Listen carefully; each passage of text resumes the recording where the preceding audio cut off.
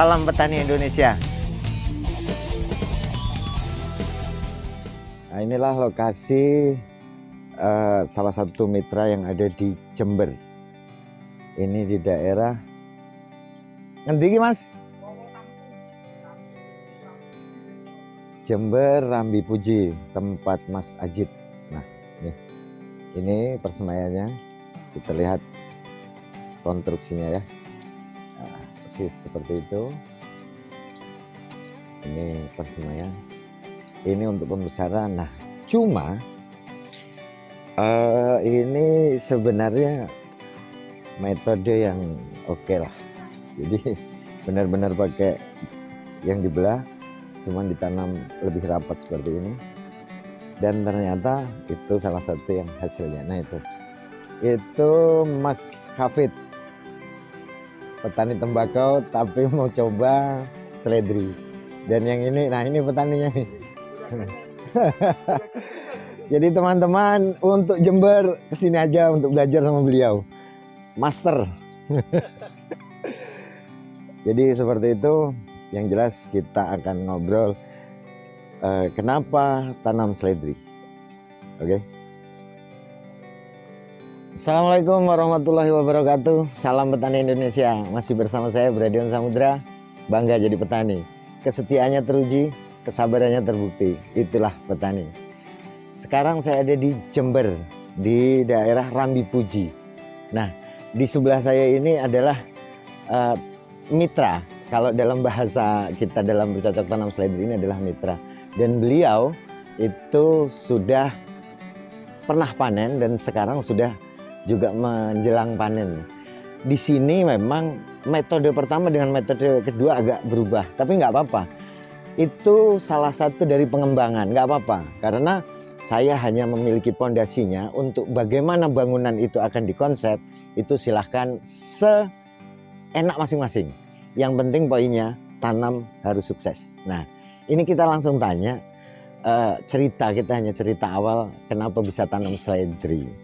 Jadi saya perkenalkan, beliau adalah Mas Ajit. Jadi Mas Ajit ini saya baru sekali ini bertemu dan saya juga nggak tahu kenapa dia dulu mau tanam seledri gitu. Jadi Mas Ajit, ini lokasi berapa luas? Greenhouse-nya ya? 9 kali 25 meter. 9 kali 25. Total populasinya ya? Untuk metode awal itu 4.000. 4.000 lubang tanam ya? Iya. Dulu masih pakai lubang-lubang, sekarang sudah enggak. Tapi yang jelas gini. Banyak teman-teman yang jauh selalu bertanya harus ketemu dulu untuk belajar. Dan beliau enggak. Nah, kenapa tanam waktu itu? Enggak takut ditipu dah Mas?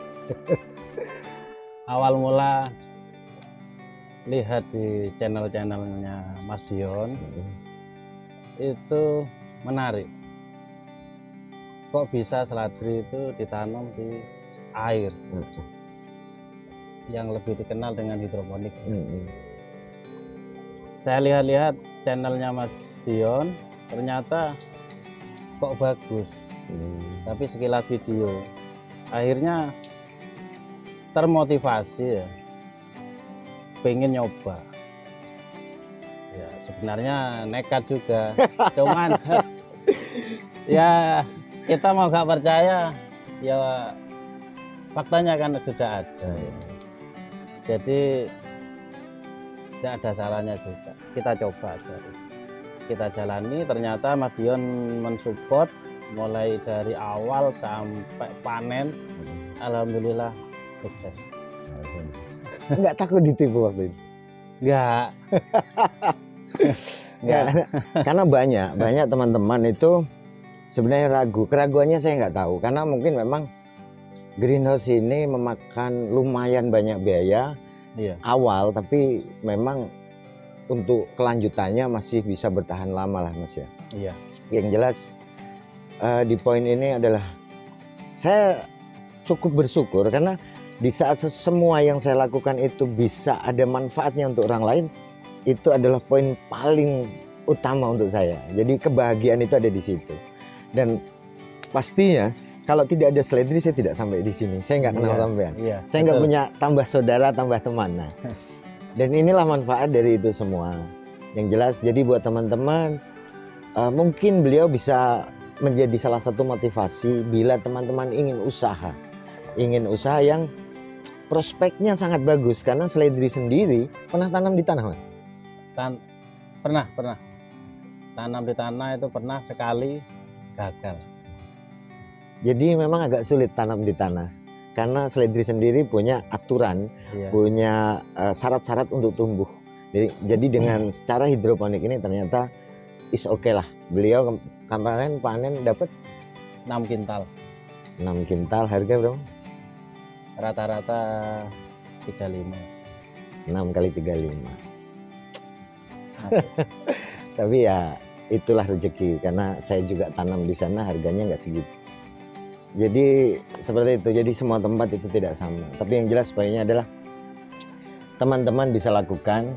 Yang penting niat, dan semua tetap kembali ke teman-teman sendiri. Bagaimana hasilnya itu ketentuannya adalah Allah dan kita. Kita hanya berusaha. Dan beliau adalah salah satu contoh bahwa ini real. Ini bukan fake, ini bukan tipu-tipu, tapi yang jelas ya kenyataannya seperti ini. Saya sendiri menekankan yang penting untuk tanam awal sesuai SOP saya dulu. Setelah kedepannya mau ada improvisasi atau hal yang kira-kira beda yang bisa lebih memudahkan, itu tidak apa-apa. Contohnya saya, metode awal oke lah, kita SOP 100% dari Mas Dion kita laksanakan. Bagus, alhamdulillah bagus, maksimal sesuai yang sama perkirakan 6 kintal. Ya.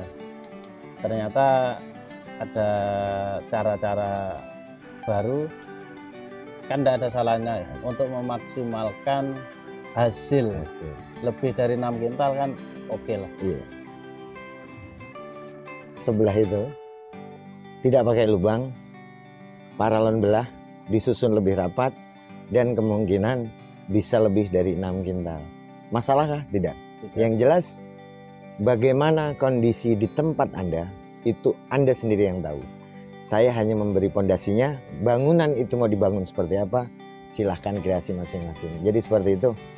Sekali lagi, semoga ini bermanfaat buat teman-teman, khususnya pemula yang ingin tanam Seledri. Beliau bukan salah satu endorse, bukan salah satu promosi saya, tidak. Tapi untuk meyakinkan Anda semua bahwa Mas Ajit tidak pernah bertemu saya, baru bertemu kali ini. Iya, betul.